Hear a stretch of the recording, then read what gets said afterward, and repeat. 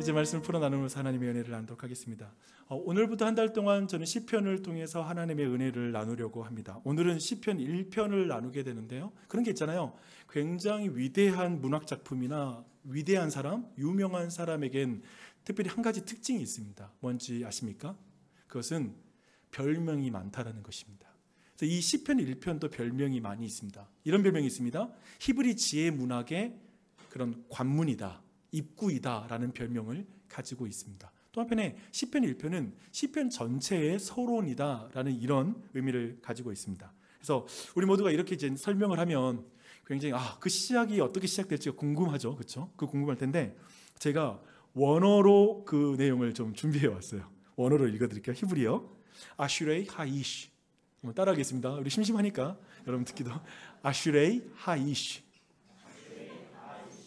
욕 같은 느낌 들어서 지금 아슈레이 하이시인데 복 있는 사람은 이라는 이 말로 우리 한국말로는 이렇게 번역이 되었습니다. 그런데 이 복 있는 사람은 이라는 이 번역에는 저는 두 가지에서 아쉬운 부분이 있는 그런 번역입니다.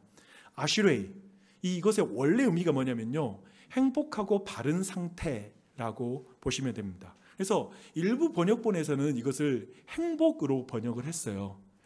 그리고 행복과 복의 느낌 너무 다르잖아요. 행복한 사람은, 복 있는 사람은 확실히 이 느낌은 우리에게 다르죠. 근데 저는 개인적으로 이 행복이라고 번역하는 것이 더 좋은 번역이라고 저는 생각합니다. 그래서 그 번역으로 제가 오늘 사용할 거예요. 근데 여기 이 복 있는 사람에는 두 번째 또 아쉬운 번역의 부분이 있습니다. 아슈레이 하이시. 이것은 사실 감탄사입니다. 감탄사. 그러면 우리는 복 있는 사람은 약간 서술형이잖아요. 그게 아니라 이게 감탄으로 표현돼야 돼요. 그래서 이 감탄을 표현한다면 종합해서 시편의 시작은 이렇게 시작하는 것이죠. 오, 그는 얼마나 행복한가. 아니면 오, 행복한 그 사람. 그 노래가 생각나더라고요. 행복한 그 사람. 이렇게. 죄송합니다. 시편은 처음부터 우리 모두에게 이렇게 질문을 하는 것 같습니다. 여러분은 행복한 사람입니까? 라는 거죠. 시편은 모든 인간이 갈망하는 행복이라는 주제를 다루고 있는 책입니다. 이것을 우리가 주목할 필요가 있어요. 정말 우리는 행복과 불행에 대해서 되게 많은 생각을 하고 살고 있을 것입니다. 저는 그런 의미에서 오늘 이 말씀을 통해서 여러분들이 행복했으면 좋겠습니다. 우리 옆에 사람에게 인사할까요? 당신이 행복했으면 좋겠어. 네. 네. 이런 인사 되게 좋죠, 그렇죠? 당신이 행복했으면 좋겠어. 그런 인사. 근데 이제 시인이 어떤 방식으로 행복한 사람, 행복에 대해서 설명하는지를 한번 우리가 먼저 좀 주목하고 싶어요. 1절과 2절을 제가 읽을 텐데요. 이제 여러분들이 이 안에, 이 시편 안에 어떤 문학적 기법이 사용됐는지를 생각하면서 한번 이 말씀을 한번 들어보십시오. 복 있는 사람은 악인들의 꾀를 쫓지 아니하며 죄인들의 길에 서지 아니하며 오만한 자들의 자리에 앉지 아니하며 오직 여호와의 율법을 즐거워하여 그 율법을 주야로 묵상하는 자로다 라고 말합니다. 여러분, 지금 가장 눈에 띄는 문학 기법이 뭐죠? 여기에서 어떤 분은 점층법이 보이는 분도 계실 거고, 하지만 대조법이 여러분 눈에 띄지 않으십니까? 뭐냐면 지금 시인이 사실상 유대인들의, 히브리인들의 지혜 문학의 아주 전통적인, 가장 자주 쓰는 표현을 여기서 사용하고 있습니다. 즉 행복한 사람과 불행한 사람을 의인과 악인, 시냇가에 심은 나무와 바람에 나는 겨, 그리고 악인과 의인, 이렇게 대조해서 이 메시지를 지금 우리에게 주고 있다라는 것입니다. 근데 저는 질문을 해봤어요. 왜 이런 방식으로 지금 이 대조해서 왜 우리에게 이런 메시지를 줄까라는 것이었죠. 제가 이제 그 한 이야기 좀 들려드릴게요. 저는 그 2010년부터 그 맥북을 사용하고 있습니다. 꽤 오래됐죠? 15년 이상 썼으니까요. 많은 사람들이 당신의 얼굴과 외형을 봐서는 맥북과 잘 안 어울리는 것 같은데 쓰냐고, 활용 잘하고 있냐고 그런 말을 물으시지만 활용을 굉장히 잘하고 있습니다. 하지만 처음에 그 윈도우 운영 프로그램에 너무 익숙한 사람에게 이 맥북으로 옮기는 과정은 쉽지가 않은 것 같아요. 그때 저희 학교에 맥북 전도자가 있었어요. 그 사람은 정말 우리 온 캠퍼스에 예수님 전하는 것보다 맥북을 전하는데 굉장히 강력한 힘이 있으셨던 분이었습니다. 그분의 이 말이 굉장히 강력했습니다. 세상에는 두 부류의 사람이 있습니다. 맥 있는 사람과 맥 없는 사람. 굉장히 강력한 메시지였어요. 사실 웃자고 한 말이겠죠, 그렇죠? 근데 이런 생각을 해보십시오. 세상의 사람들은 굉장히 다양하고 저마다의 취향이 있고 그 취향은 존중받아야 된다는 생각을 우리 모두 하고 있죠. 그런 의미에서 여러분, 이 세상의 모든 사람을 두 부류로 나누는 그런 담대한 사람들 있잖아요.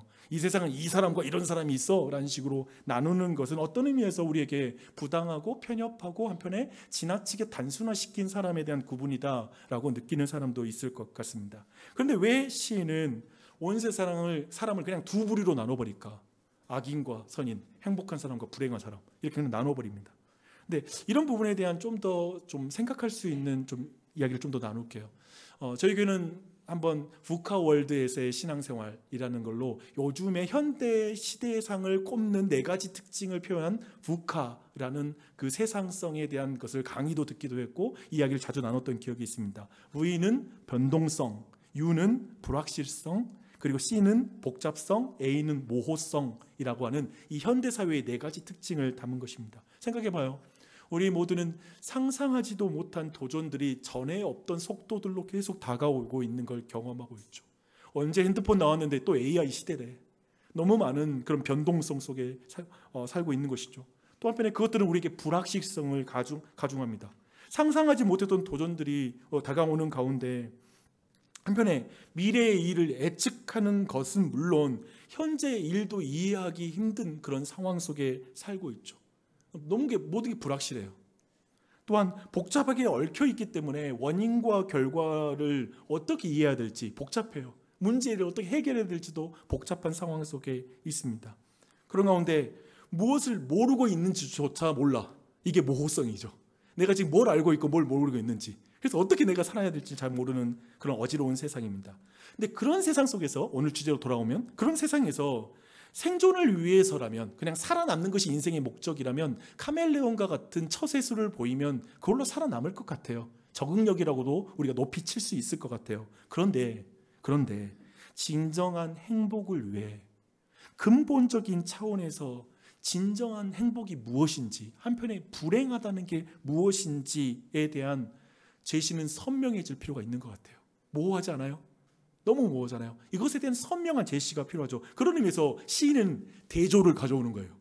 너무나 선명하게 우리에게 말해주고 있어요. 이게 지금 시인이 사용하고 있는 방식입니다. 오늘은 이 시인의 인도를 따라서 행복한 사람이 되는 길, 그런 길을 한번 같이 살펴보도록 하겠습니다. 저는 특히 2가지를 나눌 것입니다. 첫 번째, 행복과 불행을 나누는 소극적인 기준과 적극적인 기준을 오늘 시를 통해서 살펴보겠습니다. 두 번째는 행복한 사람과 불행한 사람의 미래를 한번 살펴볼게요. 왜냐하면 우리가 단기적 번영이 아니라 장기적 결말을 기준으로 현재의 삶을 해석하라는 것이 시인의 가르침이기 때문에 그렇습니다. 그래서 그 미래에 대해서 한번 함께 살펴보도록 하겠습니다. 그렇게 되면 이 대조를 통해서 메시지가 굉장히 명확해질 거예요. 그 내용을 우리 안에 좀 살피면서 여러분의 삶을 좀 정확하게 진단하는 시간이 됐으면 좋겠습니다. 먼저 행복과 불행을 나누는 소극적인 기준을 먼저 살펴볼게요. 1절입니다.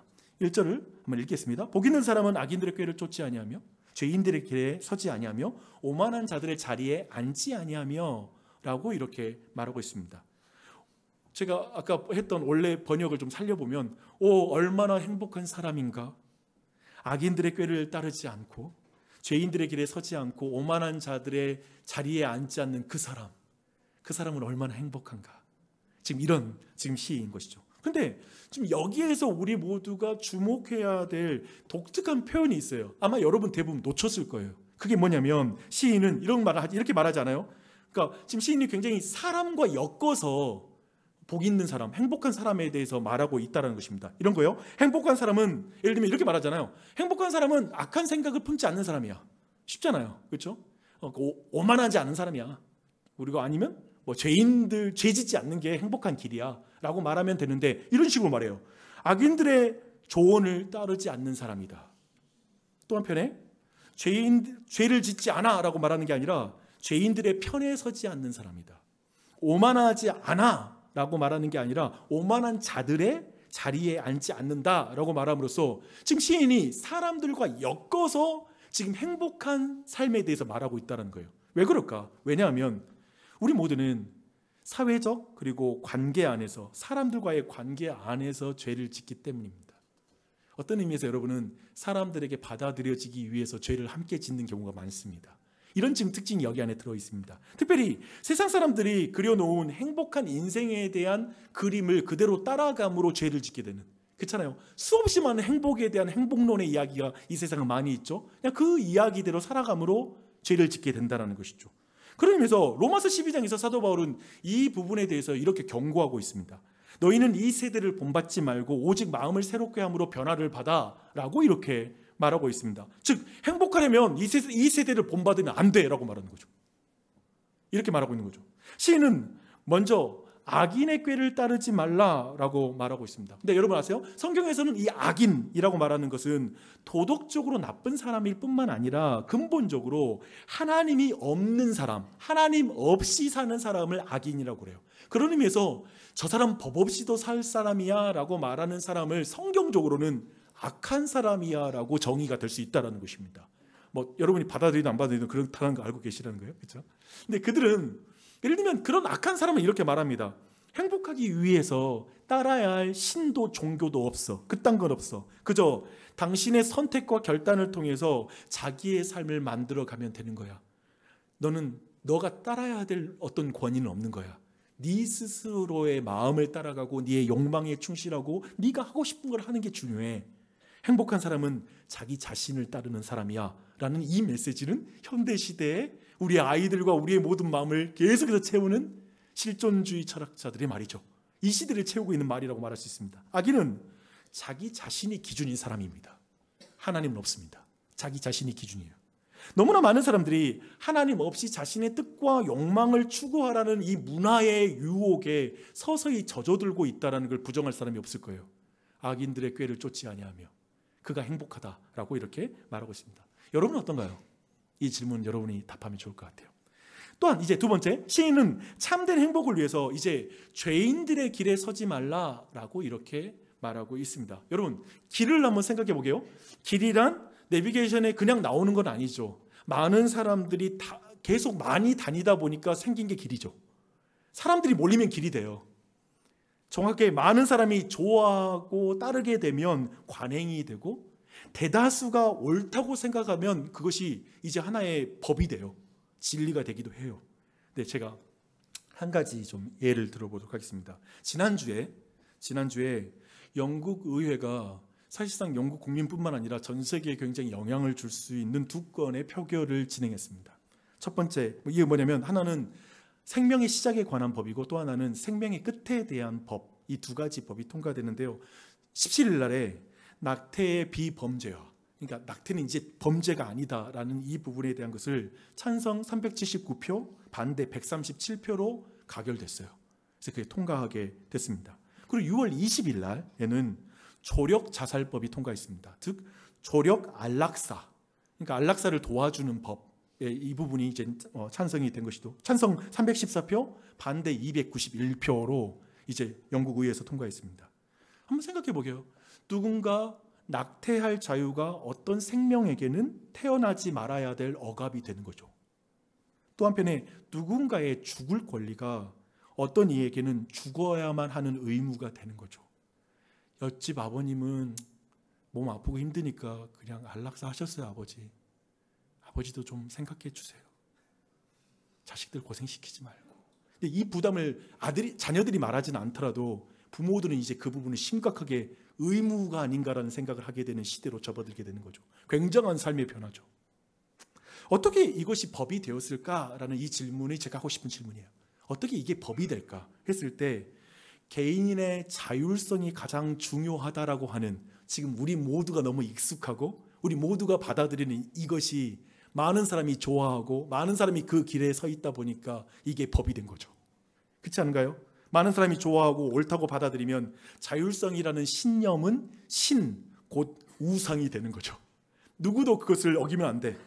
그런 의미에서 그것이 법으로 만들어지는 것입니다. 잘 생각해 보십시오. 어떤 의미에서 어느 길에 들어선다라는 것은 결국 목적지를 결정하는 거죠. 왜냐하면 모든 길은 목적지가 있으니까. 그런 의미에서 죄인들의 길에 선다라는 것은 나의 삶의 목적과 목표를 그런 믿지 않는 자와 공유한다. 나는 그런 길을 따라간다 라고 말하는 것이기도 합니다. 그런 의미에서 여러분 모두에게 좀 질문하고 싶어요. 여러분은 어디에 서 계십니까? 어떤 길에 서 계십니까? 라는 질문 앞에 서야 될 것 같습니다. 마지막으로 이제 시인은 있잖아요. 이제 소극적인, 아까 말했죠, 이 소극적인 행복의 어떤 방법인데, 시인은 참된 행복을 위해서 오만한 자들의 자리에 앉지 않는다, 하지 말아라 라고 말하고 있습니다. 여기서 오만하다라는 이 뜻 자체는 뭐냐면 떠벌이다, 자랑하다, 비웃고 조롱하다 라는 이런 의미를 가지고 있는 단어입니다. 이는 되게 마음의 교만한 태도를 말하는 거죠. 그렇죠? 세상에는 하나님 없이 사는 삶과 하나님을 믿는다고 말하지만 하나님과 상관없이 살아도 행복할 수 있다라고 생각하는 교인들로 나눠질 수 있을 것 같습니다. 또 한편 하나님 앞에서 옳고 바른 삶의 목적과 길을 선택하지 않아도, 그런 길을 아니어도, 그렇게 광신도 같은 길을 걷지 않아도 행복에 1도 영향이 없다라고 확신하는 사람들도 또한 교회 안에 있을 수 있을 것 같습니다. 그렇게 하나님의 안중에도 없는 악인과 죄인들의 태도가 오만함이에요. 이해되시죠? 이 오만한 태도는 그런 의미에서 모든 것의 근원이죠. 굉장히 무섭죠. 하나님께 겸손히 자신을 맡기며 의지하는 마음, 믿음의 자세와 반대되던 태도인 거죠. 최근에 저는 개인적으로 어떤 강의를 들으면서 가장 인상 깊었던 표현 중에 하나가 이거였어요. 이 시대의 위기는 태도의 위기다. 근본적으로 여러분 잘 살펴보면 어떤 특정 행동의 문제가 아니라 그 오만한 태도가 걷잡을 수 없는 것을 보게 돼요. 모든 것의 근원일 때가 있습니다. 시인은 이 오만한 태도가 참된 행복을 파괴하는 가장 무서운 죄라고 말하는 거죠. 그렇게 지금 말하고 있습니다. 여러분의 태도를 스스로 점검할 수 있습니다. 네, 이렇게 좀 점검해 보면 좋을 것 같아요. 이 질문 앞에 여러분 한번 진지하게 한번 해보세요. 여러분은 정말 기도하고 계십니까? 이 말은 뭐냐면 여러분이 아침 기도에 나오냐고 묻는 것도 아니에요. 도리어 이런 거예요. 하나님께 여러분 자신을 맡기며 의지하는 믿음의 자세와 태도를 가지고 계십니까? 여러분의 모든 인생의 문제, 모든 걸 하나님께 맡기며 하나님 의지하는 그 태도 가지고 계십니까? 이 질문 앞에 서야 될 것 같습니다. 주 안에 사랑하는 여러분, 한번 여러분의 주변을 한번 보십시오. 우리를 둘러싼 악인들의 자율성이라는 사상과 죄인들이 만들어낸 대중문화라는 대세, 오만한 자들의 압력이 어마어마해요. 그러니까 지금 시편의 저자는 이걸 잘 알고 있는 거예요. 그래서 사람과 엮어서 말하는 거예요. 그렇죠? 그래서 악인의 꾀는 종종 진보적이라는 이름으로 위장되어서 등장합니다. 학교에서 이제 점점 너의 성별은 너가 선택할 수 있어. 그리고 너의 생명 또한도 자기 결정권이라는 게 중요해. 내가 결정하는 거야 라고 이렇게 말하는 시대, 그렇게 가르치는 시대를 접어들었습니다. 누가 이런 것들을 반대한다면 굉장히 시대착오적이고 뭔가 사랑이 부족한 사람, 넌 근본적으로 인류애가 없어 라는 이런 말을 듣기 십상일 것입니다. 그건 너의 진리일 뿐이야. 나의 진리도 존중해줘야 돼 라고 하는 이 말 뒤에는 절대적인 기준을 제거하려는 악인의 꾀가 숨겨져 있는 거죠. 그래서 양비론, 양시론이든지 모든 게 모호해지는 것으로 가겠죠. 죄인들의 길은 대세와 유행이라는 이름으로 포장됩니다. 지금 다 그렇게 살아. 아니 너무 예민하게 굴 거 없잖아. 왜 그렇게 왜 그렇게 믿어? 이 말이 주는 안락함 속에서 우리는 알게 모르게 죄인들의 길을 이미 받아들이고 있죠. 그런 것도 있을 것입니다. 예능에서는 성적 일탈이 웃음의 소재가 돼요. 또 한편에 음악과 영상에는 우리의 욕망을 자극하고 그것이 성공의 조건이라고 하는 그런 메시지는 계속해서 쏟아지죠. 한번 웃고 넘기는 사이 우리는 그 길 위에 서 있는 거죠. 그 편에 서 있는 내 자신이 있을 수 있는 것이죠. 오만한 자의 자리는 또 한편에 댓글창과 커뮤니티 게시판에 쉽게 찾아볼 수 있습니다. 신앙을 조랑하고 하나님을 신화나 미신 취급하는 태도는 이제 놀랍지도 않아요. 그런 글들이 넘쳐나는 것.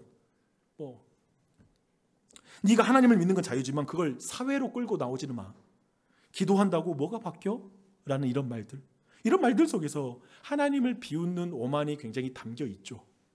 문제는 우리 마음속에 이 오만이 조금씩 스며들고 있다는 거예요. 그리스도인들이 여기에 상관이 없는 게 아니라는 거예요. 우리 마음에도 이런 마음이 점점 스며들고 있다는 것이죠. 사람들이 만든 수많은 행복의 길, 어쩌면 이런 사람들, 의인과 악인과 죄인과 오만한 자들이 말하는 그 모든 말들 속에서 그들이 말하는 행복의 길이 압력처럼 느껴졌던 경험은 없으십니까? 또 한편에 그 속에서 내가 맞춰 사는 것에 이미 지쳐버린 분 계시지 않으세요? 지금 대한민국 사회, 내가 보니까 이민 가고 싶은 이유는 뭔가 너무 짜증나고 싫은데 여기 있다가는 안 살 수는 없고 차라리 나가는 게 낫겠다는 판단이 있는 것 같아요. 그렇지 않아요? 왜냐면 여기 있으면 이 대세를 또 거스를 수는 없으니까 거기에 맞춰 사는 것도 너무 힘든 거예요.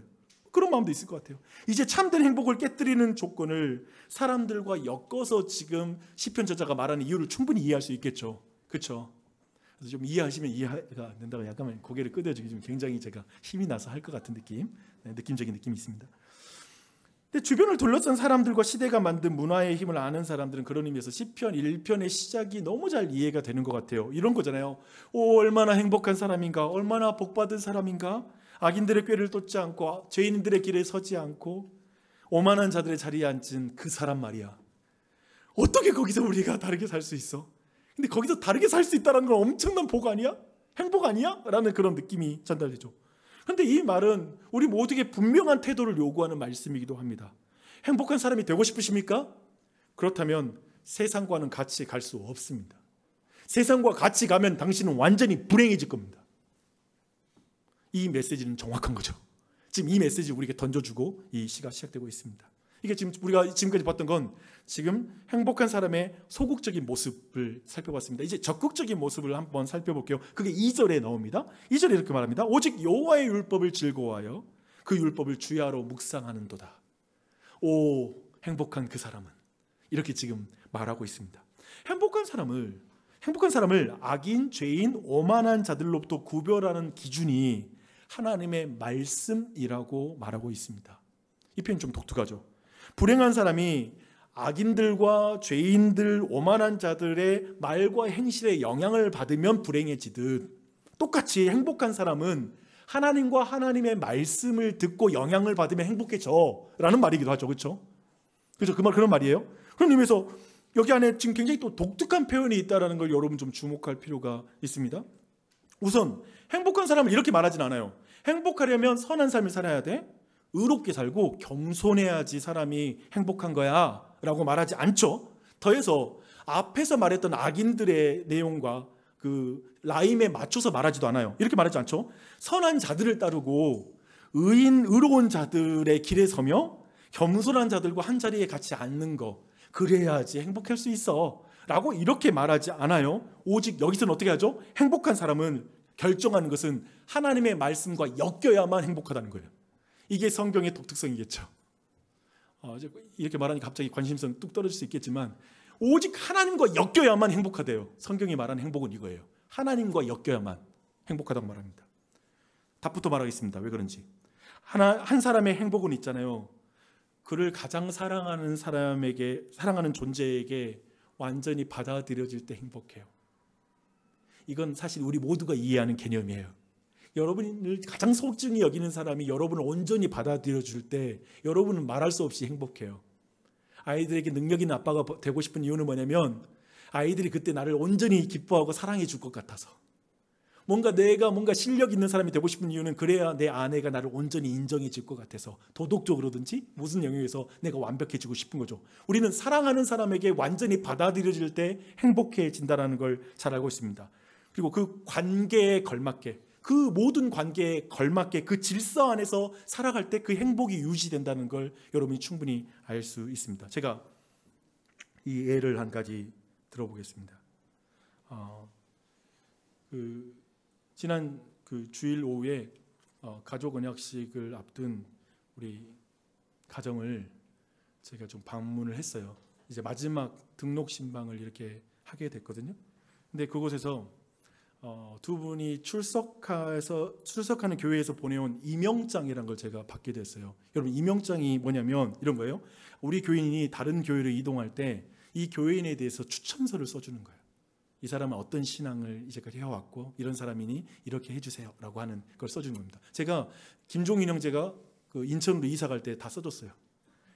그런데 제가 받는 것은 거의 받지를 못했거든요. 이번에 받았는데 그 임명장을 딱 읽어보는데 제가 좀 깜짝 놀란 거예요. 왜 그러냐면 그 교회와 담임 목사님이 제가 아는 분이었어요. 얼마나 재밌어요, 그렇죠? 아는 분인데, 근데 뭐냐면 우리 가정이 그 가정 예배 때 사용했던 365 가정 예배라는 그런 책이 있어요. 근데 그 책의 저자이신 거야, 그 목사님이. 그렇게 하는 거고, 그리고 우리 교회에 이제 오신 분이 그 목사님의 따님이신. 너무나 재밌죠, 그렇죠? 그래서 너무나 그걸 알게 됐어요. 근데 여기서 이 말을 공개하는 게 되게 어려운 게 목사 자녀라는 게 공개되는 게 되게 많은 분들이 힘들거든요. 그래서 여러분들 굉장히 부담돼요. 네, 항상 말하지만 우리 교회는 담임 목사 신앙도 별로 이렇게 크게 안 보시니까 특별하게 뭐 미치레가로 평가하지 않으니까 그렇게 좀 편안한 마음을 가지시면 좋겠습니다. 근데 제가 우리 임경근 목사님이신데 임경근 목사님께 지난 금요일 날 전화 통화를 했습니다. 전화 통화를 하는데 통화 중에 되게 마음을 되게 뭉클하게 하는 말씀을 하시는 거예요. 아니라는 것은 알지만 딸이기도 하고 딸이기도 해서 보내기가 망설여져서 한 1년은 좀 더 있고 싶은데 이제 다른 교회로 보내는 것이 망설여져서 임명장을 늦게 썼어요 라는 말씀을 하시더라고요. 이 말은 그 목사와 그런 교인의 관계를 잘 아는, 아마 목회자가 가장 잘 이해할 수 있는 그런 말이기도 하거든요. 그 뭐냐면 이제까지 딸이기도 하지만 내 성도를 말씀으로, 여러분 모두 그러잖아요. 저랑 관계가 내가 말씀을 먹이고 말씀을 지키게 할 수 있도록 목양을 책임지는 그 관계에서 다른 교회로 떠난다는 것은 그것을 다른 교회 목회자에게 위임하는, 이제 1차적으로는 내 책임에서 벗어나는 그런 과정이라는 생각이 듭니다. 그래서 이런 의미는 오늘 아마도 이제 가족 언약식을 하는 이들에게도 의미가 있을 것 같아요. 이제 이전 교회와 목회자의 밥상을 기웃거리지 않는다는 걸 의미하는 거죠. 이제 이 교회와 여기에 밥상이 내 주식이 되는, 이렇게 되는 전환이 교회를 등록하는 의미가 되는 것 같습니다. 이제 쉽게 말하면 제가 여기서 말하고 싶은 이거예요. 새로운 관계를 맺게 되면 그 질서 안에 들어가야지 행복한 거예요. 그렇지 않아요? 결혼을 했는데 남편이 계속 시어머니의 지배를 당하면 이거 안 되는 거예요. 예를 들면 이런 개념이 있는 거예요. 그 질서 안에, 새로운 관계는 새로운 질서 안에 들어가야 된다는 것이죠. 이와 같이 하나님의 율법을 받아들이고 지킨다라는 것은 하나님과의 관계에 맞는 걸맞은 질서 안에 들어간다는 의미입니다. 예를 들면 남편이 내 말보다 다른 여자의 말에 더 귀를 기울이는 건 불행이잖아요. 상상할 수 없는 비참함이잖아요. 그 반대도 마찬가지겠죠. 그러니까 하나님의 사람은 그를 가장 사랑하는 하나님의 말씀을 들임으로 하나님의 다스림을 받는 그 관계 안에 들어가는 것이죠. 이렇게 그걸 표현하는 거예요, 지금 성경이. 이 순서를 바꾸는 걸 뭐라고 하는지 아세요? 그 사랑의 순서를 바꾸는 것. 우리 모두 맞아. 사랑이 죄야? 싸가지 없는 놈. 나쁜 새끼 아주 그래. 그럼 말도 안 되는, 사랑이 죄야? 말도 안 돼. 사랑은 순서 바꾸면 죄예요. 순서를 바꾸면 죄예요. 그래서 아우구스티누스는 죄를 disordered love라고 그래요. 그러니까 순서가 틀린 사랑이 죄라는 거예요. 이것을 잘 아는 사도 요한은 이렇게 말합니다. 하나님을 사랑하는 것은 이것이니 우리가 그의 계명을 지키는 것이니라 라고 말하는 거죠. 그의 계명, 그의 다스림 안에 들어가는 것이 사랑하는 거예요. 그 관계 안에 들어가는 거죠. 남자와 여자는 결혼할 때 아주 독점적 지위로 배타적 사랑의 관계 안에 다스림 받는 걸로 들어가는 거잖아요. 여기서 다른 것을 또 끼어들기 위해서 멀티로 가면 큰일 나는 거죠. 이게 우상숭배죠. 굉장히 죄예요. 그래서 그 지점을 보는 거예요. 그런데 시인의 말에서 우리가 놓쳐서는 안 되는 표현이 더 있습니다. 그 표현을 볼게요. 오직 여호와의 율법을 즐거워하여라는 표현을 하고 있습니다. 행복한 사람은 율법을 지켜서 하나님을 기쁘시게 함으로 행복해지는 거야 라고 말하지 않아요. 하나님의 율법을 즐거워하는 자라고 말하고 있는 거예요. 본래의 뜻을 살려서 제가 다시 번역한다면 그의 기쁨이 하나님의 율법에 있는 자는 행복하도다.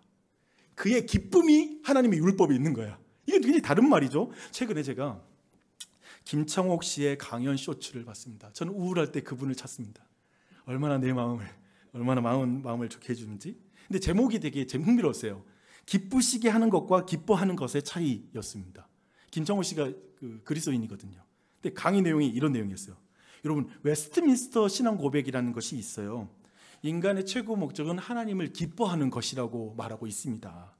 근데 하나님을 기쁘시게 하는 것과 하나님을 기뻐하는 것은 어떤 그 깻잎 한 장 차이 같은데 하늘과 땅의 차이입니다. 쉽게 설명해 줄게요. 한 엄마가 질문합니다. 강사님, 애들이 저를 기뻐하는 것이 아닌지를 어떻게 알 수 있었어요? 알 수 있어요? 바로 소개해 드릴게요. 오늘 저녁에 바로 알 수 있습니다. 엄마가 저녁에 집에 들어갔는데 집이 환해지면 엄마를 기뻐하는 겁니다. 그런데 어떤 집은 엄마가 집을 나가면 환해지는 집이 있습니다. 막 신이 나고 막 아빠 엄마가 막 뭐 애들이 김창옥 씨 말로는 이런 말이었어요. 애들과 아빠가 같이 새엄마 찾고 막 이거 김창옥 씨가 말했습니다. 근데 제가 여기서 두 가지 질문을 좀 해보고 싶습니다. 여기서 두 가지 질문입니다. 여러분에게 가장 기쁜 일은 무엇입니까? 라는 질문입니다. 시인은 말하죠. 나의 기쁨은 오직 하나님의 법입니다. 하나님이 나와 내 가정을 다스리는 게 저는 제일 기뻐요. 저는 내가 하나님 다스림 안에 있는 게 너무 기뻐요. 내가 승진하는 것보다, 내가 돈을 많이 버는 것보다 나는 하나님의 법을 소유한 자가 되는 게 나는 제일 기뻐요. 내게는 그 어떤 것과 비교할 수 없는 기쁨이에요. 행복이란 게 별것 있나요? 하나님과 대화하며 매일 그분의 뜻에 순종하며 사는 게 그게 저는 행복이라고 생각해요. 라고 이렇게 말하고 있는 것이죠. 두 번째 질문이 이것입니다. 우리가 여호와의 율법을 즐거워하는지를 어떻게 알 수 있을까요? 오늘 방금 이야기해서 예배당 오는 게 너무 싫었어. 성경 보는 게 그렇게 싫으네. 모르겠어요. 이 대답을 여러분이 하셔야 될 것 같아요. 여러분, 행복한 사람과 불행한 사람의 기준에 대해서 소극적 기준과 적극적 기준을 이제까지 살펴봤는데요. 이제 행복한 사람과 그리고 불행한 사람의 미래에 대해서 이제 함께 살펴보도록 하겠습니다. 먼저 행복한 사람의 삶에 대해서 볼 텐데요. 3절이 이렇게 말해요. 그는 시냇가에 심은 나무가 철을 따라 열매를 맺으며 그 잎사귀가 마르지 아니함 같으니 그가 하는 모든 일이 다 형통하리로다 라고 이렇게 말하고 있습니다. 그러니까 하나님의 다스림을 적극적으로 받아들이는 사람은 시냇가에 심은 나무와 같다라고 말하는 거예요. 그래서 이제 하나의 은유를 가지고 옵니다. 근데 여기에서 있잖아요. 시냇가라고 번역을 했지만 본래 뜻은 여러 갈래의 물길이라고 번역할 수 있습니다. 여러분, 에덴 동산에 동서남북으로 뻗은 강이 있었다라는 그런 성경 구절 아시죠? 그거예요. 사방으로 펼쳐진 물길이라고 보시면 됩니다. 그렇다면 이제는 그 나무가 막 뿌리가 엄청 커가지고 막 빨아들이는 실력이 중요한 게 아니에요. 어디다 두어도 물길에 닿을 수 있다는 거예요. 이게 복된 사람이에요. 이게 행복한 사람이에요. 물에 닿는 그 나무에게 나타나는 그 현상들은 이제 생명력이겠죠. 그래서 강렬한 태양은 사막에서는 죽음의 조건이 되지만, 즉 물에 닿지 않는 상황에서는 죽음의 조건이 되지만 해변에서는 태닝의 조건이 되겠죠. 그렇죠? 물에 뿌리가 닿아 있으면 태양은 잎사귀를 마르지 못하게 하고 한편에 도리어 녹음이 짙어지게 만드는 거죠. 우리의 인생에 태양과 같은 고난이 닥치지만 우리가 말씀이라는 것에 뿌리를 내리고 있으면 그것은 너무나 우리가 다른 거죠. 그런 부분이에요. 또한 철을 따라 열매를 맺게 된다라고 말하고 있습니다. 이 말은 말씀이라는 씨앗이 자라서 열매를 맺을 때까지 시간이 걸린다라는 걸 가정하고 있고요. 또 한편에 그 시간을 인내하면서 기다려야 된다라는 의미가 여기 안에 깊이 담아져 있습니다. 그 과정에 장렬하는 태양도 있고 폭풍우도 내립니다. 긴 가뭄이 닥칠 수가 있고 또 병충해가 올 수가 있습니다. 밤을 지새우며 농부는 긴장해야 합니다. 중요한 것은 그 과정을 거치고 때가 되면 열매를 맺는다는 것입니다. 지금 이 약속을 지금 이 안에 주고 있는 것이죠. 그리고 또한 시인이 이런 말을 해요. 행복한 사람이 하는 일이 다 형통할 것이다라고 말합니다. 다 형통할 거야. 그가 하는 모든 일이 다 형통하리로다 라고 그의 삶에 대해서 설명하고 있습니다. 근데 여기서 형통이라는 말 자체는 고난과 장애물이 없다라는 그런 의미가 아닙니다. 근데 이것을 우리가 가장 잘할 수 있는 이야기를 들려드릴게요. 그것은 요셉에 대한 이야기입니다. 여러분이 아는 것처럼 요셉은 어려서 하나님의 말씀을 환상 가운데 비전으로 받아요. 그러니까 하나님의 계획에 대해서 알게 돼요. 근데 형제들에게 인신매매를 당해서 이제 애굽에 팔리게 되죠. 비참한 어려운 일을 당합니다. 애굽의 종으로 팔려가는 것은 그의 마음에 못을 박는 것 같은 고통이죠. 성경 그런 표현이 있어요. 사슬에 꿰어지는, 그러니까 낚싯줄로 우리 손톱 깨면 엄청 아프거든요. 근데 그게 내 마음을 깬 거야. 그런 고통을 당했다라고 말하고 있습니다. 그러나 그는 그곳에서, 그 애굽에서 성실하게 살아요. 그리고 주인의 집에서 넘버 2가 됩니다. 그러나 주인의 아내가 성추행을 시도하게 되고 그 유혹을 어떻게 이기냐면 하나님을 묵상함으로 이겨요. 내가 하나님 앞에서 죄를 범할 수 없다. 그러니까 하나님을 묵상하고 그 유혹을 이겼어요. 좀 길이 열려야 되는데 안타깝게도 이 일로 모함을 당해서 또 감옥에 갇혀요. 이런 인생이 어디 있어? 형통하지 않죠. 감옥에 갇혀서도 요셉은 간수장에게 또 거기서도 인정받는 이인자가 됩니다. 이런 순간 우리는 그러죠. 제 길, 상황과 신분을 바꾸는 형통이 왜 아니야? 왜 그 자리에서만 형통해? 그렇죠? 감옥에 있는 요셉을 두고 성경은 그런데 이렇게 말합니다. 이는 여호와께서 요셉과 함께 하심이라. 여호와께서 그를 범사에 형통하게 하셨더라. 범사에 형통하게 하셨더라는 표현을 요셉에게 쓰고 있습니다. 상황과 신분을 바꾸는 형통이 아닙니다. 내 뜻과 내 소원대로 이루어지는 형통이 아닙니다. 범사에 함께 하시는 하나님을 만났고 그분의 뜻이 이루어지는 형통입니다. 놀랍죠? 우리는 이 상황이 바뀌어야지 하나님 뜻이 이루어진다고, 그러지 않으면 내가 이 말씀 순종 못한다고 말하는데 하나님은 자꾸 우리에게 말하는 거예요. 네 상황 하나도 안 바뀌어도 내 뜻이 너에게 이루어질 수 있어 라는 말을 하고 있는 거죠. 하나님 다스림 안에 있는 게 형통이야 라고 말하고 있는 것입니다.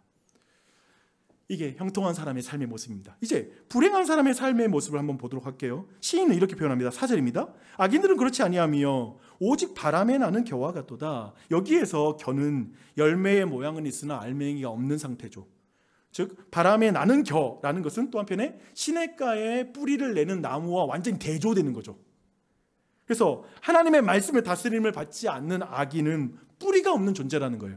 그래서 의인의 안정감과는 너무나 다른 불안정한 존재가 된다. 그 삶은 너무 불안정하다라고 이렇게 말하고 있습니다. 악인은 하나님의 가르침 대신에 자신의 생각과 꾀를 쫓아 살아가고 자신이 원하는 삶의 목적을 쫓아 자기가 선택한 길을 걸으며 한편에 누구도 심지어 하나님까지도 안중에 두지 않고 오직 자기의 뜻만을 세우려고 하는 오만한 삶을 살아가는데 그 인생이 알맹이가 없는 삶이라는 거예요. 그게 실속 없다는 거예요. 이렇게 성경은 말하고 있습니다. 한마디로 하나님을 개의치도 않고 그와 상관없이 살아가는 자의 삶은 겨와 같은 삶이라고 말합니다. 그러니 그는 살아있는 동안에 사실상 바람의 나라 따라서 이리저리 요동하는 인생을 살게 될 거라고, 유튜브와 모든 SNS와 모든 유행에 따라서 사는 삶을 살게 될 것이라고 말하고 있습니다. 거기서 말하는 행복을 쫓아 사는 삶을 살게 될 거라고 말하고 있죠. 인정과 안전을 위해 통제할 수 있는 힘을 얻기 위해 돈과 명예를 추구하지만 그 돈과 명예가 우리의 인생을 바람으로부터는 지켜주지 않는 것이죠. 그런 삶이라고 말하고 있습니다. 하지만 행복한 삶은 요셉이 걸은 길이란다. 이 세대를 본받지 않고 사는 것은 알맹이 없는 삶이야. 그러나 하나님의 말씀을 품고 사는 게 알맹이 있는 삶이야 라고 말씀하고 있죠. 우리에게는 그런데 이런 말이 좀 현실적으로 너무나 와닿지 않는, 도리어 돈과 권력이 알맹이 있는 삶이라고 느껴지는, 여전히 그것이 여러분에게 힘이 있는 알맹이라는 생각이 들지 않아요? 열심히 봉사했어. 그래서 돈 줬어? 뭐야? 보상이 있어? 이게 알맹이라고 느껴지는 거 아니겠습니까? 시편 119편의 저자는 이런 말을 해요. 내 소유는 이것이니 곧 주의 법도를 지킨 것이니이다. 주의 법도를 지킨 게 내 소유예요. 알맹이에요 라고 말하는 거죠. 우리는 주의 법도를 지켰는데 내 소유를 왜 뺏어갑니까? 그래도 소유가 있어야지 행복하죠 라는 이런 말을 하기 십상이죠. 예수 믿어서 이 땅에서 차이가 보이지를 않아요. 저는 이게 맹점인 것 같아요. 예수 믿는 것은. 예수 믿어도, 그리고 의롭게 살려고 노력해도, 말씀을 따라 살아도 불신자와 삶의 차이가 잘 안 보이는 거예요. 성경이 말하는 열매는 그래서 다 정신승리인 것 같습니다. 그렇잖아요? 다 정신승리야 이거. 의인과 악인의 삶에 대한 보상이 부당해 보이는 것 같은 이 세상에서, 그러니까 의인이 더 힘들어지고 악인이 더 잘 나가는 것 같은 이 세상에서 행복한 사람과 불행한 사람의 정의도 너무 달라지죠. 모호해지기 시작해요. 뭐가 행복이야? 왜 보상 없어? 이런 생각이 들게 됩니다. 그렇게 흔들리는 자에게 시인은 행복한 사람과 불행한 사람의 미래를 대조함으로 선명하게 만들어버리려고 하는 거예요. 지금 시인은. 그래서 이렇게 말해요. 5절에서 그러므로 악인들은 심판을 견디지 못하며 죄인들이 의인들의 모임에 들지 못하리로다. 무릇 의인들의 길은 여호와께서 인정하시나 악인들의 길은 망하리로다. 선명하게 말하는 거예요. 이 선명한 메시지를 들으십시오. 이걸 믿지 않으면 믿음의 길 못 갑니다. 선명하게 말합니다. 마지막 날에 키질이 있을 것입니다. 심판이 있을 것입니다. 심판주는 이 땅에서 지금 현재는 눈으로 구분할 수 없는 알곡과 가라지를 담은 그 키를 높이 들어 던질 것입니다. 알곡과 그 가라지가 함께 하늘 위로 올라갈 것이에요. 그리고 그 알곡과 가라지가 내려오는 사이에 바람이 불 것이고, 바람이 결은 날려버리고 알곡들은 그 키에 완전히 담기게 될 것입니다. 성경은 말해요. 심지어 예수의 이름으로 기적을 나타냈습니다 라고 말하는 종교인들이 겨였다라는 것이 드러나죠. 대신 이렇게 말합니다. 하나님의 말씀대로 행하는 자라야. 하나님의 말씀을 마음에 품은 그 자들만이 알곡으로 남을 것이다 라고 이렇게 말씀하고 있습니다. 시인은 지금 우리 모두에게 이렇게 말하고 있는 거죠. 그래서 핵심은 이거예요. 단기적 번영이 아니라 장기적 결말을 기준으로 현재의 당신의 삶을 해석하십시오. 재구성하십시오. 진정한 행복은 환경과 성취가 아니라 말씀의 뿌리 내림에서 오는 것입니다. 하나님과의 관계의 깊은 관계에서만 안정감이 찾아오는 것입니다.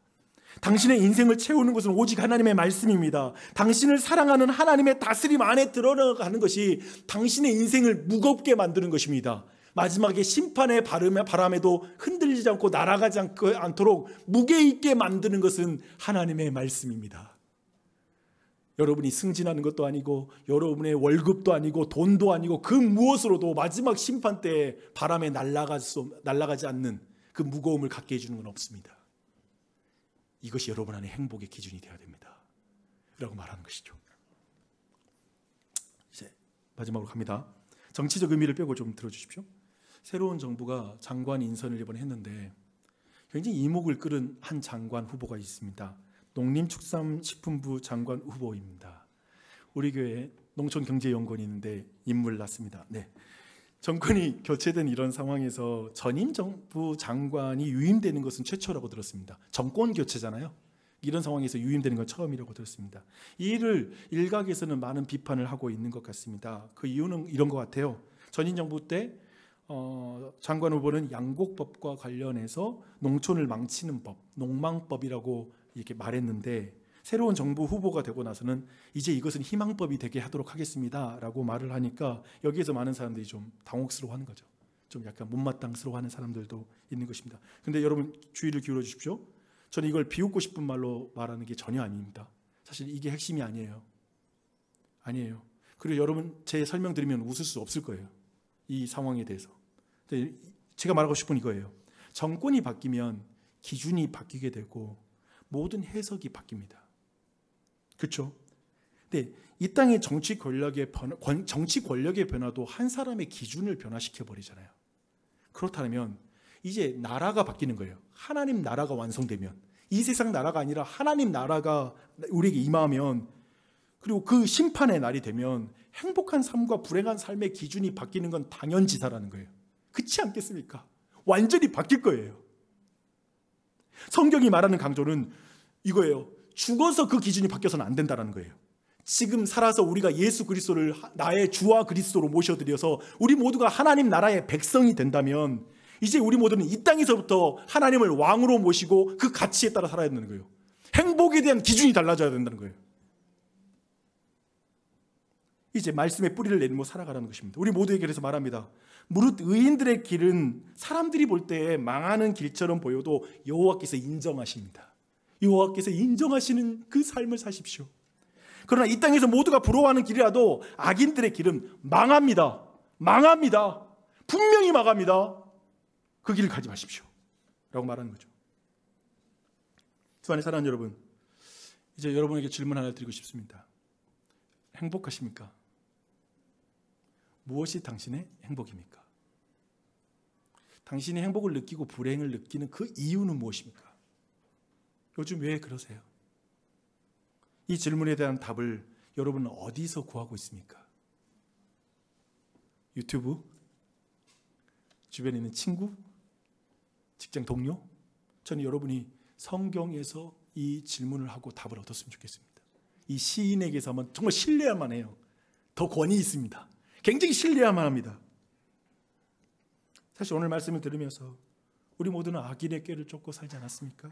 죄인들의 길을 서고 오만한 자리에 앉아서 사실상 우리 모두는 행복할 수 없는 사람이 답인 것 같아요. 궁극적인 행복이란 진짜 맛볼 수 없는 존재가 죄인인 것 같아요. 성경에서는 그렇게 말을 하고 있습니다. 근데 그거 아세요? 그런 우리에게도 소망이 있는 것은 유일한 의인이신 예수 그리스도께서 사람의 몸을 입고 이 땅에 내려오셔서 그분은 율법을 너무 즐거워하셨어요. 하나님의 뜻과 하나님의 말씀을 너무 즐거워해서 모든 일을 할 때마다 하나님이 하라는 말만 하고 하나님의 말씀대로만 그 모든 길을 걸으셨어요. 마지막에 십자가의 길을 걸을 때에도 모든 것은 하나님의 말씀을 그대로 이루는 것이었어요. 그래서 마지막에 십자가에 달려 죽으실 때에도 그분은 다 이루었다. 주의 말씀을 내가 다 이루었다라고 분명하게 말씀하고 있죠. 그분이 왜 그렇게 되셨습니까?